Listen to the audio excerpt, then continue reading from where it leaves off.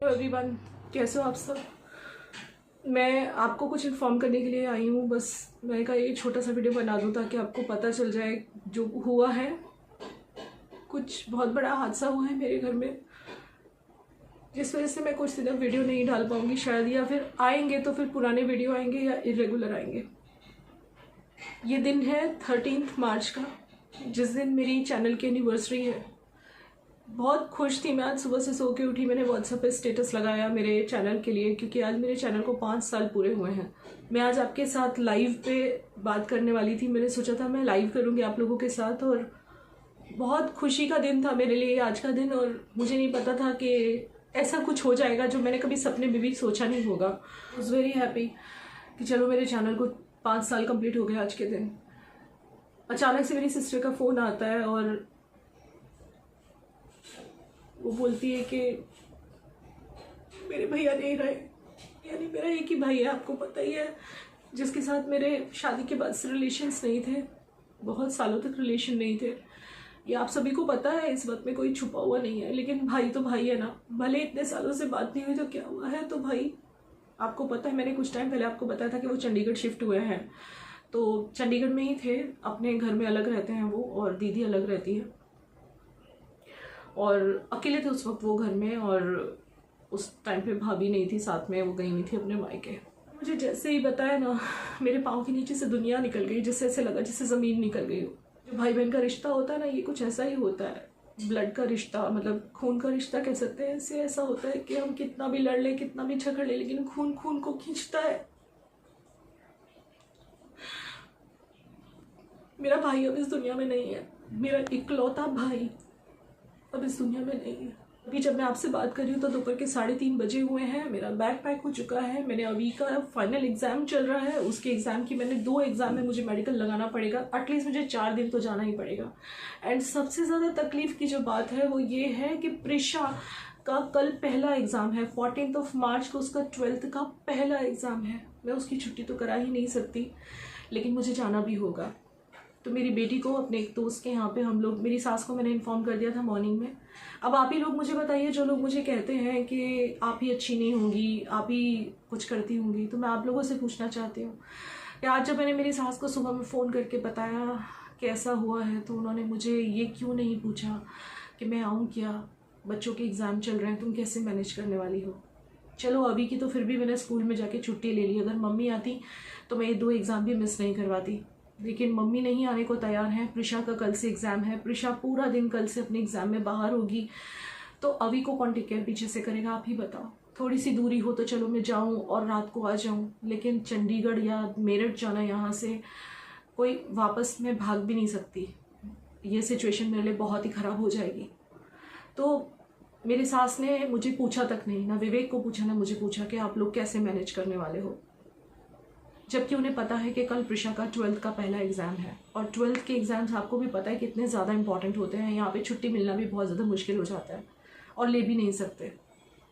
लेकिन मेरे सासू माँ ने ना मुझे और ना विवेक को पूछा कि मैं आऊँ क्या, मेरे आने की ज़रूरत है क्या। अब आप ही मुझे बताइए कि कल को उठ के मेरे मन में क्या रह जाएगा उनके लिए, जब उन्हें ये चिंता ही नहीं है कि मेरी बहू बच्चों को कैसे मैनेज करके जाने वाली है। इस दुख की घड़ी में जब मेरा भाई इस दुनिया में नहीं रहा है, तब उन्होंने मुझे पूछना तो चाहिए एटलीस्ट कि अपने बच्चों का तू कैसे अरेंजमेंट कर रही है। एटलीस्ट तू अभी को ले जा रही है तो प्रिशा के लिए तू क्या मैनेज कर रही है। लेकिन यहाँ के जो लोकल लोग हैं ना, वो हमें पूछ रहे हैं कि भाई क्या करना है, आप बच्ची के लिए क्या मैनेज कर रहे हो। उन्हीं में से एक दोस्त के यहाँ पे प्रिशा को रखने के लिए मैं रेडी हुई हूँ। या तो वहाँ चली जाएगी या फिर घर पे रहेगी, तो भाभी इसके साथ ऑल द टाइम घर पे रहेंगी, और कुछ हमारे नेबर्स हैं जो टेक केयर कर लेंगे। आपको लग रहा होगा मैं इतनी नॉर्मल सी कैसे बात कर रही हूँ, तो ऐसा नहीं है। जब सुबह में मुझे पता चला था, मैं नहा के आई थी, और नहा के आके स्टेटस लगाया, नहाने गई, नहा के आके बस बाल धोए थे मैंने, और शीशे के सामने तैयारी हो रही थी सुबह सुबह जैसे मैं रेडी होती, और इतने में मेरी दीदी की कॉल आई। मुझे लगा कि इन्होंने स्टेटस देख लिया है और मेरे चैनल की एनिवर्सरी पे मुझे विश करने के लिए फ़ोन किया है, लेकिन बात तो कुछ और ही थी। फ़िलहाल सिचुएशन ये है कि अभी मेरे मॉम डैड भैया के पास पहुँचे नहीं हैं। अभी मेरे मॉम डैड को मेरठ से ये बताया गया है, वो वापस आ गए थे मेरठ, उनको ना चंडीगढ़ गए थे उनके पास रहने के लिए, लेकिन बीच में वापस आ गए थे, कुछ दवाइयाँ वगैरह लेनी थी मम्मी पापा को, और ट्रीटमेंट वगैरह मेरठ में चल रहा है ना, तो इस वजह से आए हुए थे। तो उनको सिर्फ इतना बोला गया है कि भैया की तबीयत ठीक नहीं है, और मेरी जो बड़ी दीदी है नोएडा वाली, वो उनको लेके वहाँ पे गई हैं ये कह के कि तबीयत ठीक नहीं है ऑब्वियसली। लेकिन मेरा यहाँ पे कलेजा ये सोच के फट रहा है कि जब मेरे पेरेंट्स पहुँचेंगे और उन्हें पता चलेगा तो उन पर क्या बीतेगी, वो सोच के मेरी छाती फट रही है। लेकिन मुझे यहाँ से बुकिंग नहीं मिली, दोपहर की बुकिंग नहीं मिली मुझे, ना किसी भी ट्रेन में स्पेस है, सब वेटिंग जा रही हैं बहुत ज़्यादा। और फ्लाइट जो मुझे एक मिली थी 3 बजे की, जिसके लिए मुझे यहाँ से घर से 1 बजे निकलना पड़ता, और 12:30 बजे मुझे वहाँ पे प्रिंसिपल ने छुट्टी दी अभी की, 2 एग्ज़ाम्स की छुट्टी ली है मैंने। मैं 12वीं 13वीं तक तो नहीं रुक पाऊँगी क्योंकि प्रिशा के एग्ज़ाम्स हैं 12th के, नहीं तो मैं तो 15-20 दिन के लिए चली जाती, महीने के लिए चली जाती अगर बेटी का 12th नहीं होता। लेकिन आप भी समझ सकते हो सिचुएशन कितनी पैथेटिक है इस वक्त मेरी, कि बच्ची का कल पहला एग्ज़ाम है और आज मैं यहाँ से निकल रही हूँ, वो भी 12th का एग्ज़ाम, उसको अकेला छोड़ के। आप समझ सकते हो मेरे मन में क्या मेरे पे बीत रही होगी, ना मैं उधर ध्यान दे पा रही हूँ ना इधर। लेकिन वहाँ जाना मेरा बहुत ज़रूरी है, मेरे माँ बाप को संभालना ऑब्वियसली। सो मुझे आना तो पड़ेगा जल्दी, क्योंकि अभी 2 दिन के बाद यानी कि 15 मार्च को एक एग्ज़ाम है जो कि ग्रेडेड एग्ज़ाम है जीके की, तो उसकी छुट्टी तो मैंने ले ली है, प्रिंसिपल से सैंक्शन भी कर दी उन्होंने, बोला मेडिकल लगा देना। और 18 को इसका मैथ्स का एग्ज़ाम है, तो उसमें मुझे फिर से मेडिकल लगाना पड़ेगा। पहले मैंने सोचा था कि मैं 18 से पहले आ जाऊँगी, यानी 13 को मैं आज निकल रही हूँ 18 को, लेकिन दैट्स नॉट पॉसिबल, अच्छा नहीं लगेगा, मैं निकल भी नहीं पाऊँगी मेरी फैमिली को इतने तकलीफ़ में छोड़ के। क्योंकि ऑब्वियसली 12वीं 13वीं जो होती है ना, 13वीं होती है 12वीं होती है, उसमें तो मैं फिर से जा नहीं पाऊँगी, गुजरात से जाना ईजी नहीं है फिर से, जिसमें बच्ची का 12th और बेटे के रिटन एग्ज़ाम्स चालू होंगे। तो एटलीस्ट अभी तो 4-5 दिन रह के आऊँ, तो वो सोच के मैं शायद 18 को वापस आऊँगी, 18 या 19 को। तो मैं 4-5 दिन मेरे पेरेंट्स के साथ रहूँगी, उन्हें संभालूंगी। वहाँ मेरे सभी लोग धीरे धीरे पहुँच रहे हैं, मेरे मामा वगैरह के कॉल आने लगे हैं। तो अभी जो मैं इतनी नॉर्मल आपको दिख रही हूँ, क्योंकि मैं ऑलरेडी बहुत रो चुकी हूँ। सुबह में जब मुझे पता चला था, भले मेरा भाई मुझसे बात नहीं करता था, भले मेरे से नाराज़ था, वो थोड़ी बहुत हाई हेलो होती थी, जैसे मेरठ में जब हम लोग गए थे 2019 में, तो वो आया था एक दिन शाम को, तो सिर्फ हाई हेलो हुआ था, बस उतना ही। लेकिन है तो मेरा खून ना, मतलब खून तो एक ही है, तकलीफ़ तो होनी ही है। मुझे जब पता चला ना, तो मैं डायरेक्ट ज़मीन पे गिर गई थी गाइस, और मेरे हार्ट बीट्स भी बढ़ चुके थे। मेरे हार्ट बीट आज अनकंट्रोल्ड हो गए थे फिर से, क्योंकि मैं बहुत ज़्यादा रो ली थी सुबह में। सुनने के बाद झटका लगा, आप समझ सकते हो। और सबसे ज़्यादा चिंता मुझे मेरे पेरेंट्स की हो रही है, क्योंकि वो अभी बस वहाँ पहुँचने ही वाले हैं 4-5 बजे तक, पता नहीं उन पर क्या बीतेगी guys. Seriously just pray to God कि मेरे भाई की आत्मा को शांति मिले, और मेरे माँ बाप को भगवान इस दुख को सहन करने की शक्ति दे। बस इतनी प्रार्थना कीजिएगा। आपको ये वाला वीडियो मैं पहले डाल दूँगी तो आपको पता ही चल जाएगा। मुझे नहीं पता मैं कैसे करने वाली हूँ, क्योंकि वहाँ जाके तो मेरे पास कोई टाइम नहीं होगा, मुझे पूरा वक्त मेरे फैमिली को देना है, मेरे माँ बाप को देना है, और मैं उस कंडीशन में भी नहीं रहूँगी कि मैं एडिटिंग वगैरह कर सकूँ। तो अब ये 1 हफ्ते का गैप तो आना ही है मेरे वीडियोज़ में। ये वाला वीडियो डाल के मैं जा रही हूँ, इसके बाद अगर जो भी वीडियो आएगा वो पहले का रिकॉर्डेड आएगा, नहीं तो लोग सोचेंगे कि रुचि दीदी इतनी नॉर्मल कैसे हो सकती हैं इतनी बड़ी बात के बाद।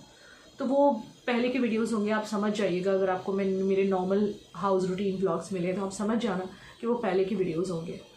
बस भगवान से प्रार्थना कीजिएगा, आप मेरी फैमिली हो।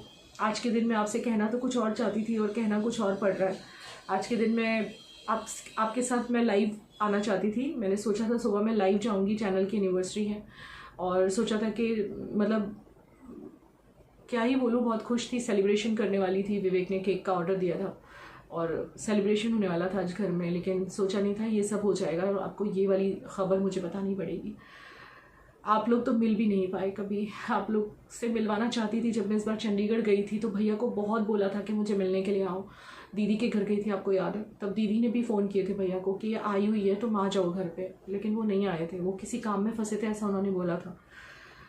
तो मुझे बस इसी चीज़ का दुख है कि मैं चंडीगढ़ जाके आई और मेरे भाई को उस वक्त मिल ना सकी, और अब इस तरह से मिलने जा रही हूँ। एक बात की बहुत तकलीफ हो रही है, इस तरह से मिलूंगी सोचा नहीं था मैंने।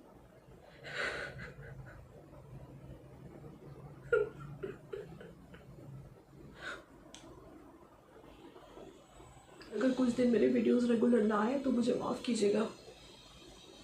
मुझे अब बस निकलना है। मैं कि मेरे माँ बाप इस चीज़ को सहन कर जाए, उनको शक्ति दे भगवान कि वो इस चीज़ को सहन कर जाए, क्योंकि मेरे डैड वो मेरे भाई को बहुत प्यार करते।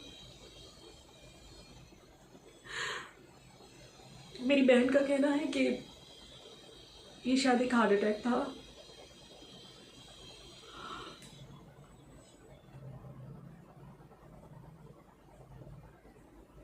He is no more.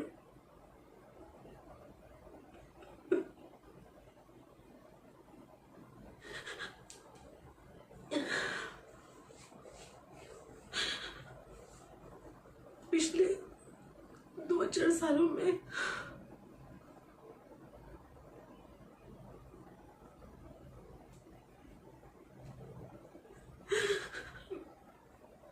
बहुत दर्द देखा, बहुत तकलीफ देखी।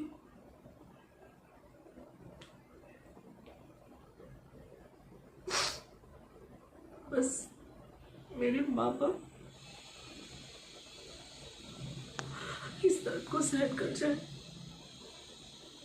इतनी प्रार्थना करना आप लोग भगवान से। मेरे डैडी की ना जान पड़ी रहती थी मेरे भैया में।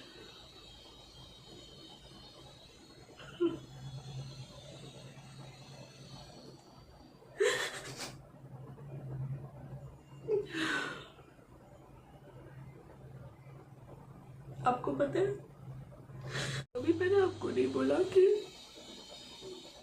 जो मेरा भाई था ना, कितना अजीब लगता है। आज तक मैं कहती थी मेरा भाई है, और बोलती मेरा भाई था। वो बहुत हद तक मेरे जैसे दिखता था। मेरे घर में सबसे ज्यादा जो रिजेम्बलेंस थी वो मेरी और मेरे भाई की थी, भाई बहनों में। मेरा भाई और मैं, हम दोनों मम्मी जैसे दिखते हैं। अब मैं किसी भाई को होंगी, गन्नू तो है, लेकिन मेरा अपना भाई चला गया।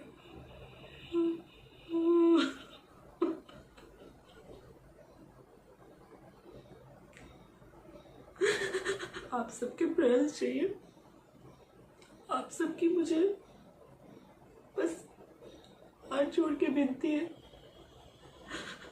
भगवान से प्रार्थना कीजिएगा मेरे भाई की आत्मा को शांति मिले और मेरे माँ बाप को भगवान इस दुख को सहन करने की शक्ति दे। क्या हो जाता है ना जीवन में, इंसान सोचता नहीं, वो चीजें हो जाती हैं।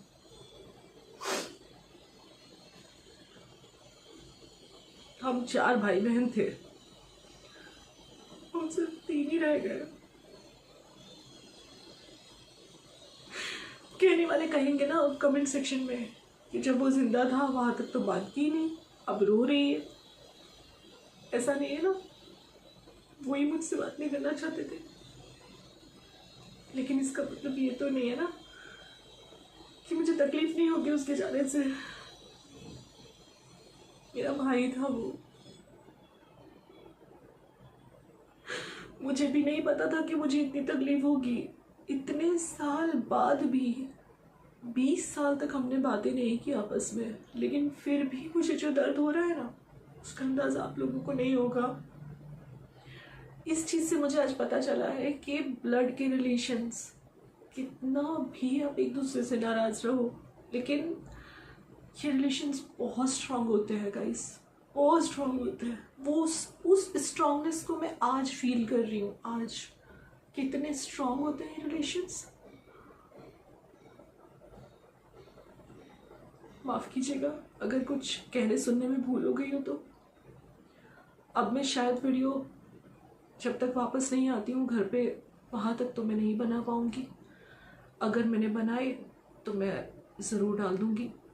अगर मैंने कुछ पुराने वीडियोस जो रिकॉर्ड किए हुए हैं वो मैं एडिट कर सकी तो ज़रूर डाल दूँगी। नया वीडियो मैं शायद अभी नहीं बना पाऊँगी 5-6 दिन, जब तक मैं वापस नहीं आती हूँ। माफ़ कीजिएगा।